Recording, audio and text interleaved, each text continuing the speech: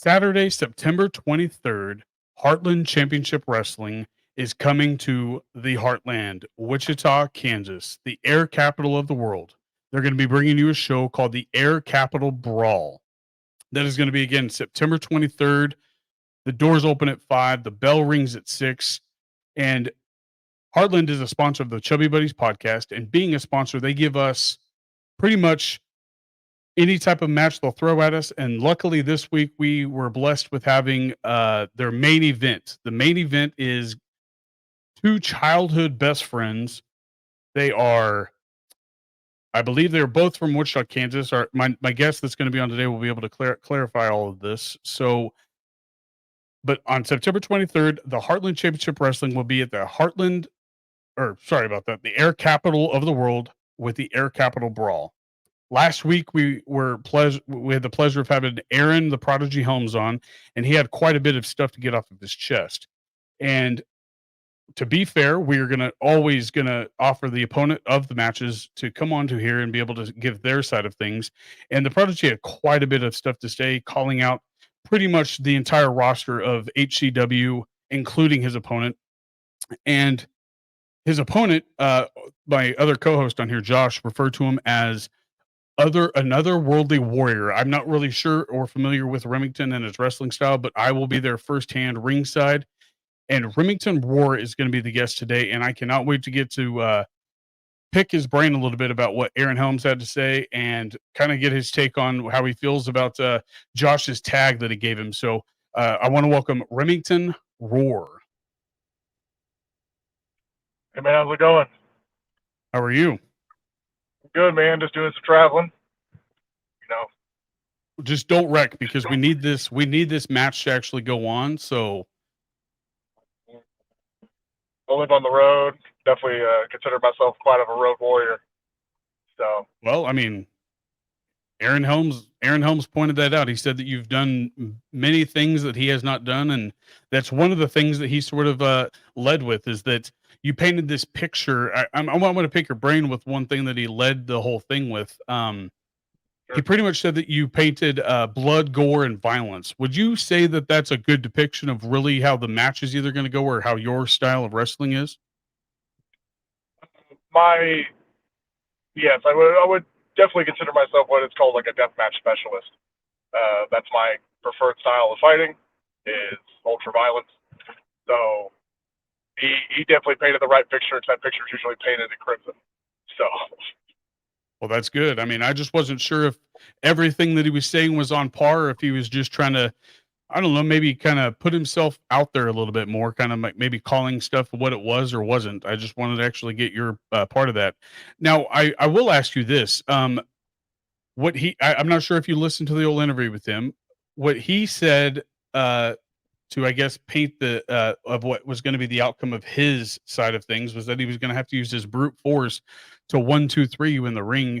Now, do you see that being one of his actual strong points? Because he pointed out your weaknesses. Now, I want to get to that here in a minute, but his strong point he claims is his brute strength.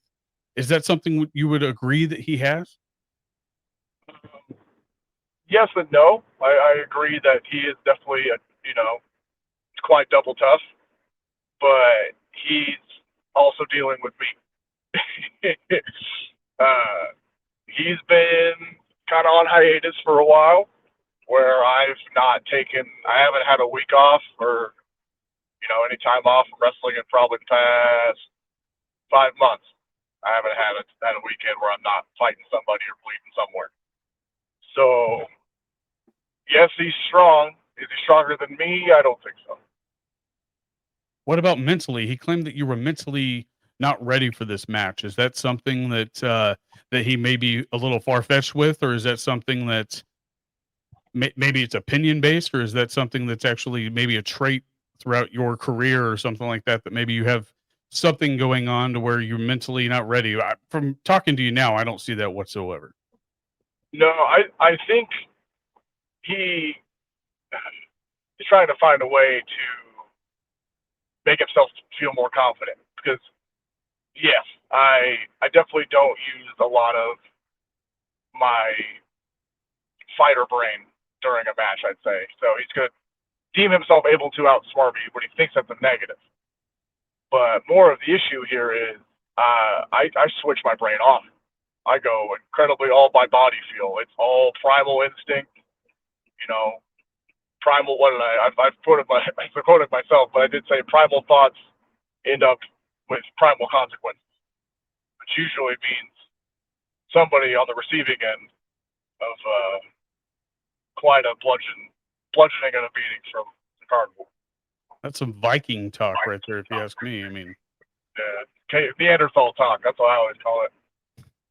now, I'm not sure if this is something that's ever been said before, because I'm assuming you guys ever you two, you and Aaron Helms, have not ever had a main event match yet like this, have you? No, not a main event. We've fought each other many times as youngins. We've fought each other in singles matches and other Kansas feds. But this will be our first time on, in the limelight, so to speak, really showcasing what Wichita has made. We're originally from Derby, Kansas, so that's still a suburb of Wichita. Right. It's really putting the homegrown boys on center stage. First time for that. Right. Now, he claims to have been the reason for your success, pretty much. Now, is that something that you would be willing to give him maybe a piece of the pie to say, yes, I agree that you've brought me here, but your, I guess, desire and personal endeavors have kind of led you down the road to actually have this success? Would you give him any piece of that pie, or is that all you? I'll give him credit where credit's due for sure. Because without Helms, I would have never gotten a seat at the table to begin with. Like wrestling was a childhood dream that I didn't think was going to even be possible. He called me up one day while I was in college at the time, and he's like, "Hey man, do you want to come have a try out in an actual ring?" I was like, "You serious?" He said, "Yeah." So that shot at the old KWA training facility, first month in, and I never looked back. So I'll give him that. I would say he gave me the seat at the table, but he didn't put food on my plate. I did that. Every little, claw mark I made, every little scrap I grew, every mile I've driven, it's me. That helps. And that's really why I wanted to ask, because I too am one to give credit where credit is due, and I kind of wanted to see where he was going with that, because like I said, I don't know you personally. I've met him a handful of times, and if he's willing to say that, especially publicly, I figured I might as well as actually find out if what's true is true or false is false. Now, he called out, like I said, pretty much the entire roster at HCW. Now, would you say that he has enough clout, or enough, I guess, reason to call those people out, or is he biting off too much to chew? As a friend, would you say that he is maybe getting into murky water? Or I did listen to it and watched the interview. So the way I'm going to put it is, I think Helms is getting a little overzealous. I wouldn't say he doesn't have the skills, he doesn't have the endurance, he doesn't have the durability, because he's proven that in the past. He's won championships in the past. But I think he's mentally telling himself he's going to have to do a lot to prove that he is still champion quality. He's been gone for a bit, been off and on, been spotty. And he fessed up to that. He said that he has had personal life issues, and he was kind of using that as a gateway to claim that you and the ones that he called out, like who was it, Johnny Faith, Ray Leone, and Valencia de Paz, as he claimed that they were using him as stepping stones along with herself. And that's kind of where I was wanting to see if that was like, maybe, I don't know, maybe is that a reason to say that this might be a reason why he would call if he loses this match, would that be I don't know, maybe that's wise because you guys have been out of the game for so long, or is it going to be something else? Is he mentally ready? That's the other question too. I think he thinks that a lot of us are haven't evolved since he's been gone. You know, I've fought a lot of people. I've fought legends. I've beat legends since me and him have last, you know, faced off in the ring. And even to put it this way, like literally days before, about a day and a half before, I'll be on a flight back from Japan. You know, where I'll be, you know, spreading the violence that the Beast of Bleeding Kansas does all the way across the world. And I still think she thinks I'm just that kid who took his first bump in the ring in the KWA facility. So I think it kind of wraps back to him trying to give himself confidence to not be worried when he's, you know, staring across the ring into my eyes. But I think he kind of is doing the same way with everybody else. He wants to think we're all on the same level still. And I think it's going to bite him in the ass. I mean, we're for sure going to find out. And before I actually cut this out or let you get about your way, I've got two questions for you. One, how did you feel about Josh calling you the otherworldly warrior? Or he also said that you were supernatural in the way that you go about your business in the ring. I loved it. To be honest, I never heard anybody really put me in those parameters, you know. And I always try to channel. No, it's fine. Like I always love to channel that you know, that inner animal, that inner rage that's in there, like almost all of us. So the fact that it's being able to be seen by somebody else through my movement, through my fighting, it's nice. You know, it's good to have that really positive clarification. I love the name and saying, you know, I fight in a supernatural way. It's really, really freaking cool. I mean, it kind of tells me that you're doing your job in and out of the ring very well, very much so. Now, the last question I have for you is kind of can you go ahead and paint me or the listeners a small picture of what you expect to happen in the ring when you were standing across from Aaron Helms? It's going to be intense. It's going to be a heavyweight title fight. It's going to be two big boys with a lot of history, throwing bombs, throwing each other, getting real violent, and putting out a lot of feelings that we've had either put up with each other or feelings we've had caused by others in the locker room or even just stuff that we've had gone through life. I think that's the one thing that both of us are going to get out of this. Yes, we've been friends since we've been toddlers, and who better to let out your frustrations and your aggressions with than your brothers? And yes, one of us has to win and lose, but I think both of us are going to feel lighter afterwards.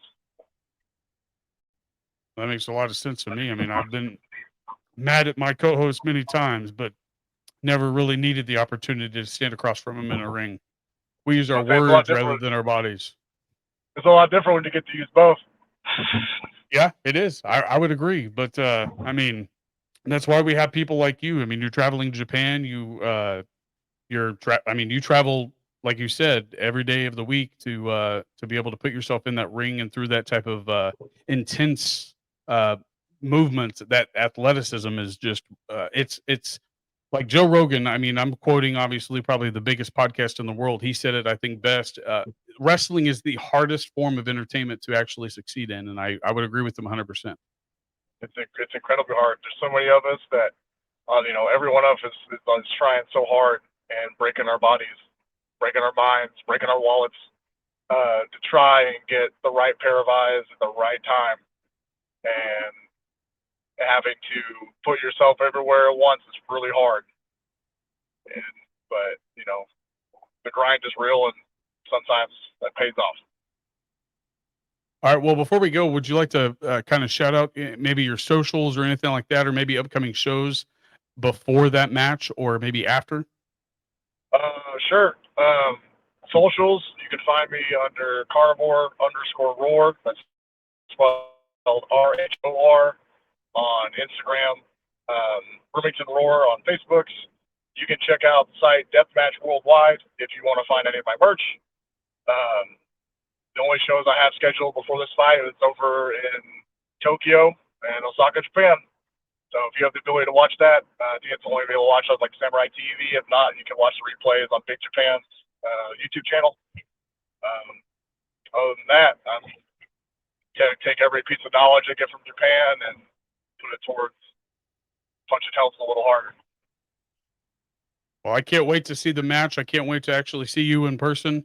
I will be there rings. I'm actually going to the Burt Kreischer show right before your guys' show on Saturday, so I'll be in the area. So, but before you actually head out, I'm going to have a word with you after in the waiting room here. So, but listeners, like he said before, check him out on his socials. Saturday, September 23rd, the Heartland Championship Wrestling will be traveling to the Heartland of Kansas, which is the air capital of the world, Wichita, Kansas, at the Osage Recreation Center. The doors will open at 5 and the bell rings at 6. This gentleman here is a part of the main event versus his opponent, Aaron Helms, two lifelong best friends since diapers, is what Aaron Helms claims. And don't be late. If you want to show up early, the 5 o'clock, you can join the VIP for $35. And I think there's 2 extra matches for that. Just make sure that you follow them on Facebook. They're going to get most of that information through their Facebook channel. And we also share it on our Facebook. So don't be late and tune in. Remington, I appreciate your time, man, and drive safe. Thank you, man.